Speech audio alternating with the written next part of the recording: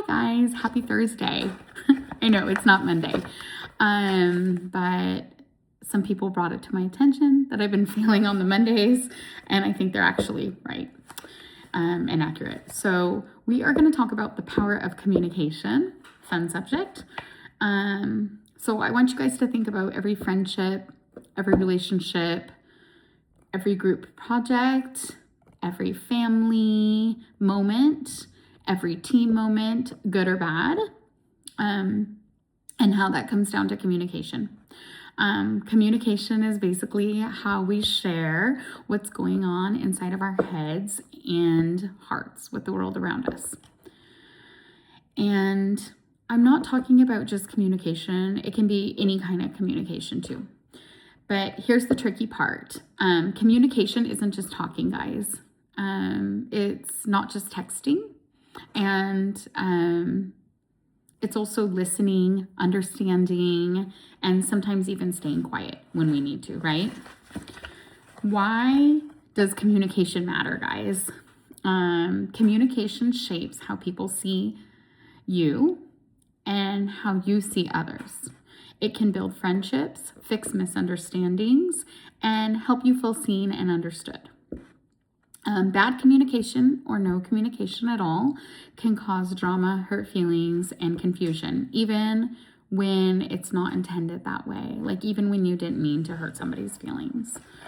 A lot of conflicts happen not because people are bad, but because they misunderstood each other. So that's important to remember. I made a little list of what good communication looks like, or at least my opinion of what good communication looks like. So here we go. Number 1, speak honestly but kindly. You can tell the truth without being mean. Saying that hurt my feelings is honest and respectful. Maybe saying you always mess things up or you always mess everything up, it just creates walls and boundaries. So speak honestly but kindly. Number 2, listen to understand, not just to reply. Okay, guys, that's important. Most people listen to where they can jump into the conversation and talk or give their opinion. But real communication means actually hearing what someone's saying, even if you don't agree. Okay, so listening to understand, not just to reply, is important. Something we have to work on. Number 3, pay attention to body language. Your tone, facial expression, and posture can say more than your words. Crossing your arms, rolling your eyes, looking at your phone, guys, sends a message to people, okay? Even if you don't say anything. If you're talking to somebody and you're looking at your phone, you're basically sending them the message like, I don't really care what you're saying, or I don't have time to listen to what you're saying. And, maybe you're just casually talking, but sometimes casual conversation is good, and you need to listen to what people are saying, guys. You're not going to die with your phone. I mean, you might, but you're going to die with people. So people matter. Conversations matter. We choose people first before our phone. So there's my helpful hint of the day. Number 4, ask questions. If you don't understand, ask, what did you mean by that? Or can you explain how you felt? That shows that you care and you want clarity.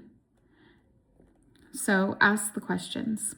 I always tell them, I'll use Blake as an example. I always tell Blake, ask, if you don't know what the coach is saying, say, what did you mean by that? Then it puts them forced to give you an answer.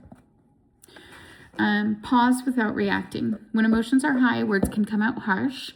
Take a breath before you speak, stop, and then say something, because otherwise you'll say something you regret. Number 6, be brave enough to share how you feel. Saying, I'm stressed, I'm excited, I felt left out, takes courage.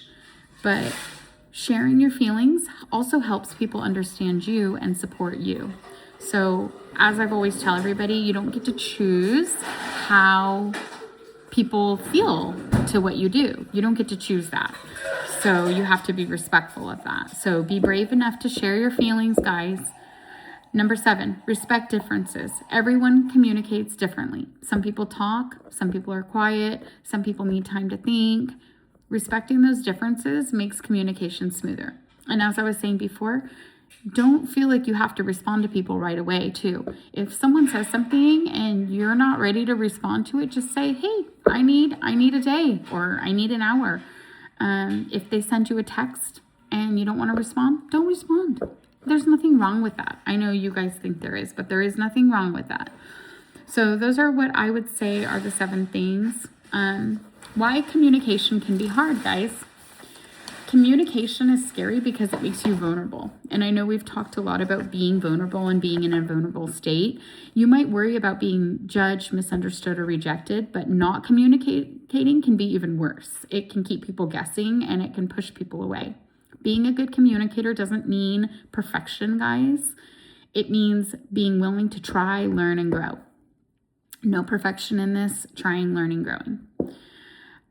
A simple challenge. Okay, let's do a challenge from now till the next time I talk to you guys, which might be Monday or Tuesday. So from now to like the next time, or even longer if you need. Try one small communication habit, and I'm going to list a couple of them that you guys could, work on. Really listen when someone's talking. Okay, what does that mean? How does that look? Really listening when someone talks. Number 2, tell someone how you feel honestly.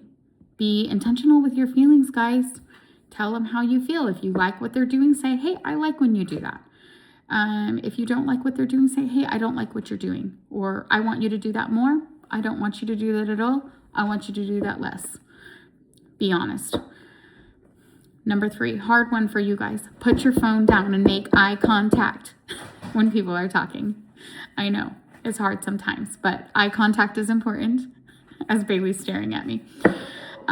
Tiny changes can transform your relationships. Reflection questions, because I have them. When was the last time you had a misunderstanding because of lack of communication? And what could you have done to help that situation? Number 2, what is one communication skill you want to practice this week? Maybe that could be coupled with your simple challenge. Okay, guys, that's all I have for you. I love you all. Bye. Have a good day. Go get it.